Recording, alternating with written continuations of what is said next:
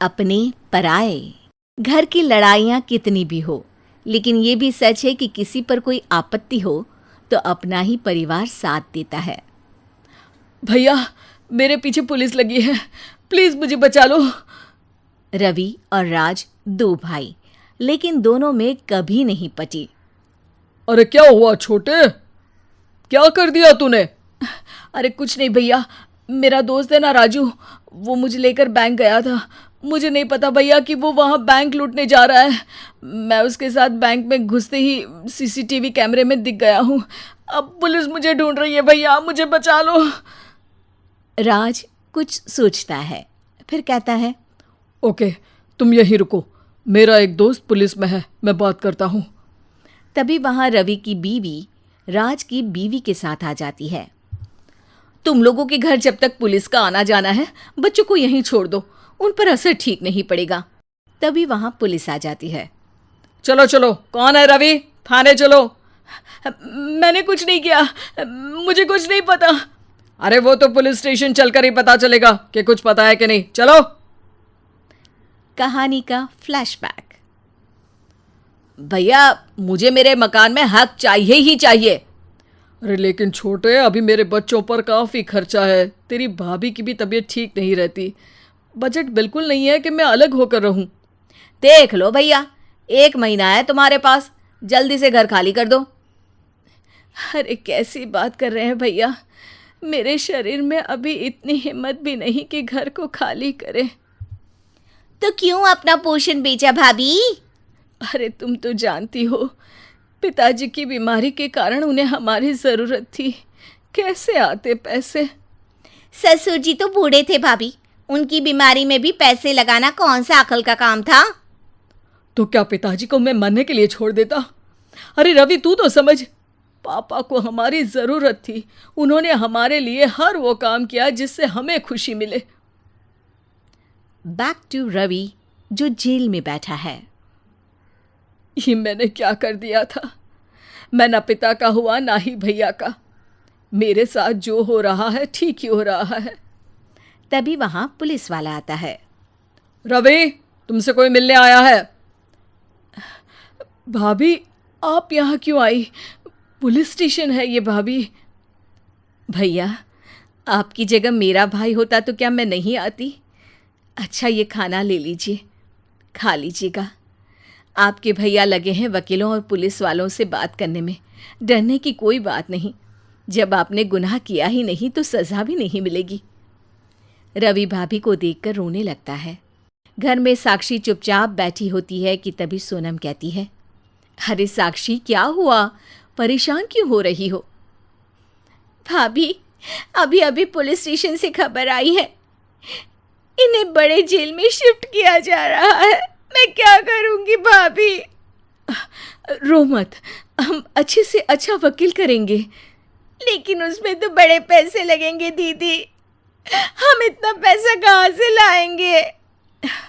अरे क्यों, ये मकान है ना, और मेरे कुछ गहने भी हैं। साक्षी की आंखों में पानी आ जाता है। पर दीदी, ये तो आप और भैया की मेहनत की कमाई है। पापा के बाद भी तो हम लोगों का सब खत्म हो गया था। पापा को तो बचा नहीं पाए, लेकिन भैया को ज़रूर बचा लेंगे, और भगवान चाहेंगे ना तो दोनों भाई मिलकर इससे भी बड़ा मकान खड़ा कर लेंगे। साक्षी। थोड़ी देर में राज वहाँ आता है। सोनम सही कह रही है साक्षी, पैसों की कमी के कारण किसी भी बेगुनाह को सज़ा नहीं मिलती। राज एक अच्छा सा वकील करता है। सोनम और साक्षी बचाए पैसे और अपने गहनों को बेचकर रवि का केस लड़ते हैं और जल्द ही रवि जेल से बाहर आ जाता है। रवि राज को गले लगाकर कहता है, भैया मुझे माफ़ कर दो, मुझे साक्षी ने सब कुछ बताया है। भैया, आपने मुझ पर विश्वास किया, मेरे लिए दिन रात मेहनत की, भाभी ने अपने गहने तक बेच दिए। भैया, आपने तो पापा के लिए भी पैसे नहीं देखे, लेकिन मैं बहुत ही सेल्फिश निकला। भैया, एक आखिरी बार मुझे माफ़ कर दो, मैं शर्मिंदा हूँ।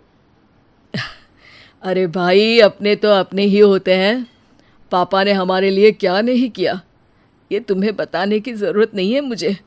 और फिर तू तो मेरा भाई है, पैसे से बढ़कर रिश्ते होते हैं भाई।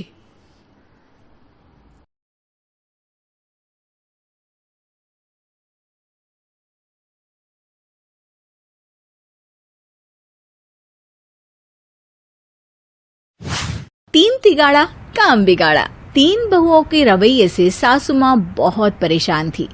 दरअसल बात ये थी कि तीनों बहुओं में किसी बात को लेकर अनबन हो गई थी। तब से ही तीनों एक दूसरे से मुंह फुलाए रहती थी। ना कोई सीधे मुंह किसी से बात करती, ना किसी का कहना मानती। पड़ोसी भी इस बात को जानते थे और जाने कैसे कैसे बातें भी करते। इसीलिए सासू माँ ने तीनों बहुओं को तुरंत अपने कमरे में बुलाया। मैं कई दिनों से देख रही हूँ, तुम तीनों अलग अलग सारे काम कर रही हो। ये सब नहीं चलेगा, तीनों को मिलकर ही काम करना पड़ेगा। सास की बात सुनकर एकदम से बड़ी बहू बोल उठती है। नहीं मम्मी जी, मैं इन दोनों के साथ कुछ नहीं कर सकती। मैं इस घर की बड़ी बहू हूँ, फिर भी ये मेरा कहना बिल्कुल भी नहीं मानती। अरे जेठानी जी, जानबूझकर मुझे डबल काम करवाती है आप। और छोटी मुझसे टेढ़े मुंह ही बात करती है। इन दोनों के बीच हमेशा सैंडविच बन जाती है मेरी, और मैं हमेशा आलू की तरह बीच में मसली जाती हूँ। मम्मी जी, इन दोनों को लगता है कि मैं छोटी हूँ तो इनके पैरों तले दब जाऊंगी, लेकिन नहीं, मेरा भी उतना ही अधिकार है जितना इन दोनों का है। बढ़िया ही दोनों मेरी चुगली करने के लिए, मुझे क्या कम समझ रखा है। तीनों बहू एक दूसरे से बहस करने लगती है और सास दोबारा ये देखकर टेंशन में आ जाती है और सबसे कहती है, चुप हो जाओ, अब से तुम तीनों सारे काम एक साथ करोगी। आंख बंद करके एक दूसरे की बात सुनोगी। तुम तीनों इस बात को गांठ बांध लो, वरना अगली छुट्टियों में तुम्हारा अपना मायके जाना कैंसिल। सास की बातें सुनकर डर के मारे तीनों हामी भर देती हैं। जी मम्मी जी, मैं समझ गई। हाँ मम्मी जी, जैसा आप कहें। आप जो कहेंगी मैं वही करूंगी। तीनों बहू सास की बात को गांठ बांध लेती है और वादा करती है कि अब से सारे काम वो तीनों एक साथ मिलकर ही करेंगी। ये सब देखकर सास खुश हो जाती है और वहां से चली जाती है। नीचे जाकर वो देखती है कि घर में शर्मा जी आए हुए होते हैं। सास जोर से आवाज लगाकर कहती है, अरे बहू, जरा चाय बनाकर तो लाना, शर्मा जी आए हैं। सास की बात सुनकर तीनों बहू तुरंत किचन की ओर भागती है और चाय बनाना शुरू कर देती है। मुझे तो एकदम मसाले वाली कड़क चाय पसंद है, तो हम शर्मा जी के लिए मसाले वाली चाय ही बनाएंगे। अरे नहीं दीदी, गर्मी के मौसम में मसाला चाय कौन पीता है? मैं तो शर्मा जी के लिए इलायची वाली चाय ही बनाऊंगी। ये कैसी बात कर रही हैं आप दोनों? मेरी मम्मी ने सिखाया है कि मेहमान को ज्यादा दूध और शक्कर वाली चाय देनी चाहिए, वरना वो घर वालों को कंजूस समझते हैं। तो मैं तो शर्मा जी को ऐसी ही चाय दूंगी। तीनों बहुएं अपने अपने तरीके से चाय में शक्कर, मसाला, पत्ती सब डाल देती है। उबलने के बाद तीनों मिलकर चाय बाहर लेकर जाती है और शर्मा जी और सासू माँ को देती हैं। चाय पीने के बाद शर्मा जी सासू माँ को देखकर शर्मा जाते हैं और शर्मिंदा महसूस करते हैं कि आखिर उन्होंने चाय पीने के लिए हामी क्यों भरी। सासू माँ भी चाय पीना शुरू करती है और कहती हैं, अरे बहू, ये कैसी चाय बनाई है? चाय है या मीठे दूध की बासुंदी? हाँ, चाय अच्छी नहीं लगी क्या? कोई बात नहीं, हम पराठा बनाकर लाते हैं। चलो चलो अंदर। हाँ हाँ चलो। हाँ आती हूँ मैं भी। नहीं नहीं, मेरा पेट चाय ने ही चौपट कर दिया, वही काफी है। पराठे से पोपट नहीं करवाना, मैं तो चलता हूँ। शर्मा जी चुपचाप पतली गली से निकल जाते हैं। अगले दिन सास बहुओं से कहती है, अरे बहू, जाओ जाके ऊपर के गेस्ट हाउस की सफाई कर दो। कल हमारे यहाँ मेरे दूर के रिश्तेदार आने वाले हैं, तो पूरे कमरे को चमका देना, समझी?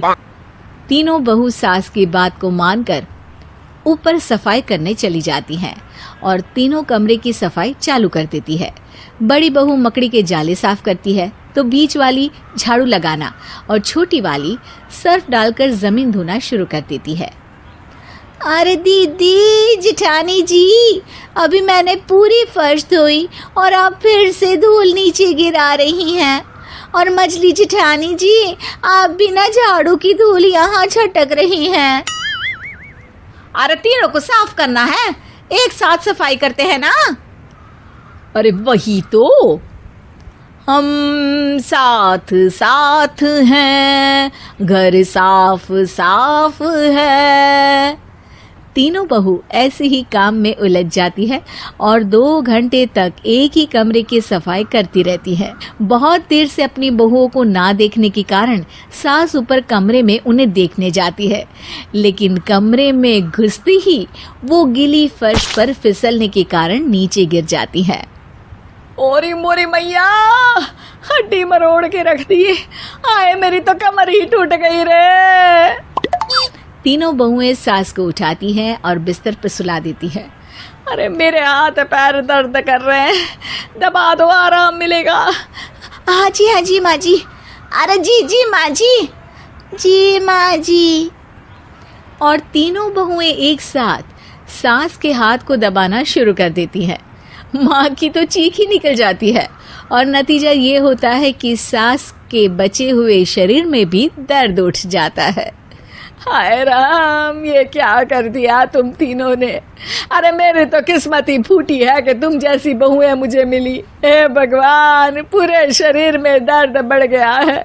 अब तो पता नहीं कि चल भी पाऊंगी या नहीं। माफ करो, मुझे गलती हो गई मुझसे कि तुम तीनों को एक साथ काम करने के लिए बोला। सोचा था तीनों मिलके अच्छे से काम करेगी, लेकिन बड़े बुजुर्ग सही कहते थे कि 3 तिगाड़ा काम बिगाड़ा। तुम लोगों ने ये बात ना आज साबित करके दिखा दी। तुम तीनों को तो समझाना यानी मानो भैंस के आगे बीन बजाना है। तुम्हें अकेले अकेले काम करना है ना, तो अब से तुम अकेले ही अपना अपना काम करो। तीनों बहुएं वहां से जाने लगती है। अरे कहाँ जा रही हो? आप ही ने तो कहा कि अपना अपना काम करो, तो मुझे मुल्तानी मिट्टी लगानी है। अरे मुझे भी तो नेल पॉलिश लगानी है।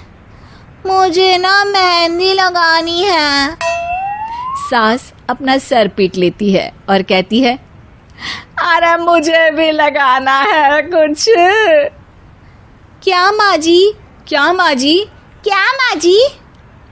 तुम्हारे घर वालों को फोन तुम्हारी हरकतें बताने के लिए।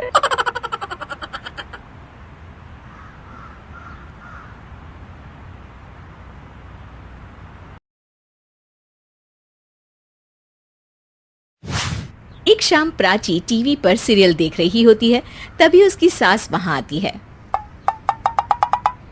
अरे सीरियल में तो ऐसे मग्न है जैसे आज रात का खाना पड़ोसी आकर बनाएंगे।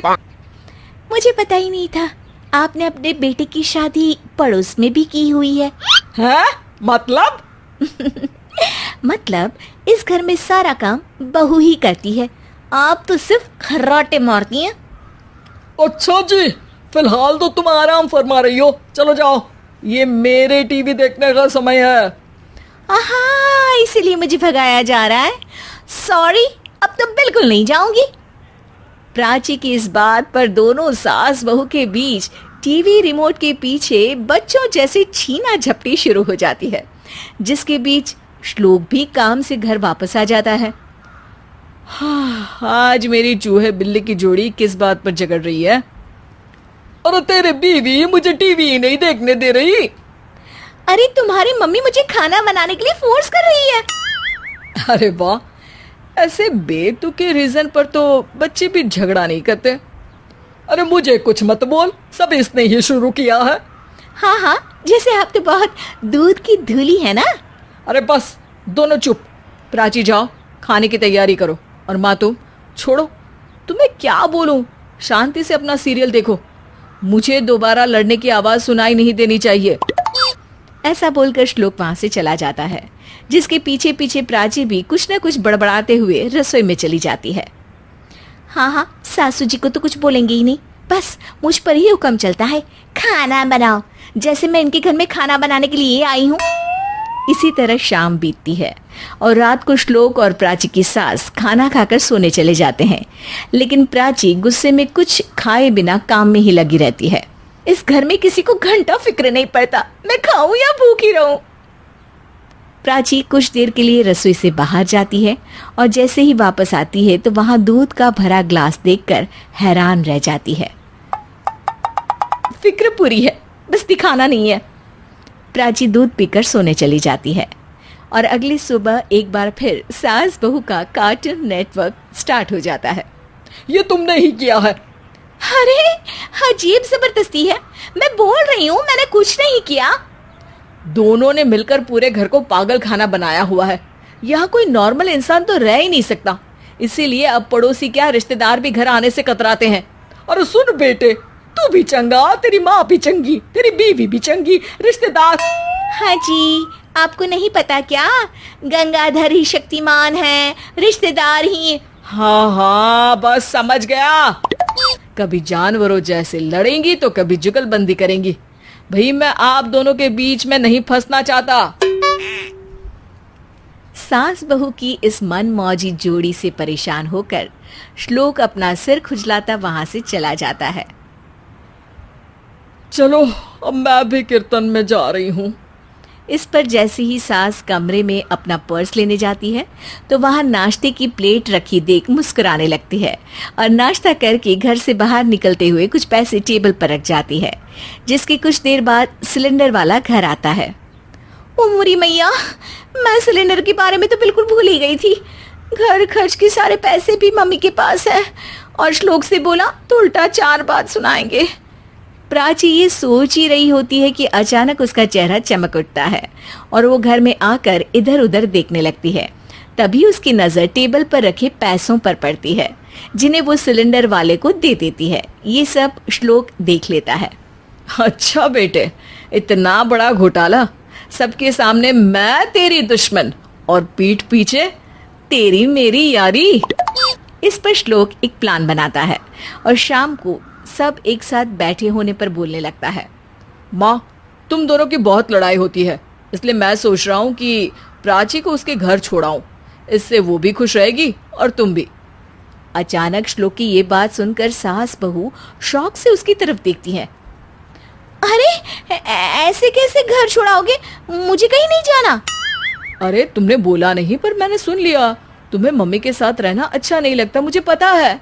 अरे वो अरे, जब बहू खुद कुछ काम बोले तो वो तुझे सुनता नहीं, और अब जो इसने बोला ही नहीं वो तू समझ गया। जब उसे नहीं जाना तो फिर जबरदस्ती क्यों कर रहा है? अच्छा, फिर आपको मौसी के घर छोड़ाता हूँ। बस अब आप दोनों एक घर में एक छत के नीचे नहीं रह सकती। मैं इस टॉम एंड जेरी की जोड़ी को और नहीं झेल सकता। है? ऐसे कैसे नहीं रह सकते? तुम्हें इतनी दिक्कत है तो तुम्हारा बोरिया बिस्तर पैक कर देती हूँ, लेकिन मम्मी जी कहीं नहीं जाएंगी। बिल्कुल यही सुनना था मुझे। अगर दोनों में इतना ही प्यार है फिर हर वक्त ये लड़ाई का नाटक क्यों करती हो? देखा मैंने कैसे माँ किचन में दूध रखती है और तुम उनके लिए कमरे में नाश्ता रखती हो, और कैसे वो पहले ही तुम्हारी दिक्कत समझकर घर में पैसे रखकर बाहर जाती है। अरे भाई, इतना ड्रामा तो डेली सोप में भी नहीं होता जितना तुम दोनों ने इस घर में फैलाया हुआ है। तू हमें टॉम एंड जेरी बोलता है ना, तो याद कर वो दोनों भी एक दूसरे को बाहर वालों की बुरी नजर से बचाने के लिए हमेशा सबके सामने लड़ते थे, लेकिन अकेले में दिक्कत के समय मदद भी तो करते थे। बस हमारा रिश्ता भी कुछ ऐसा ही है। और वैसे भी अगर सास बहू में तू मैं नहीं होती तो दुनिया वालों को कहानियां कैसे मिलेंगी?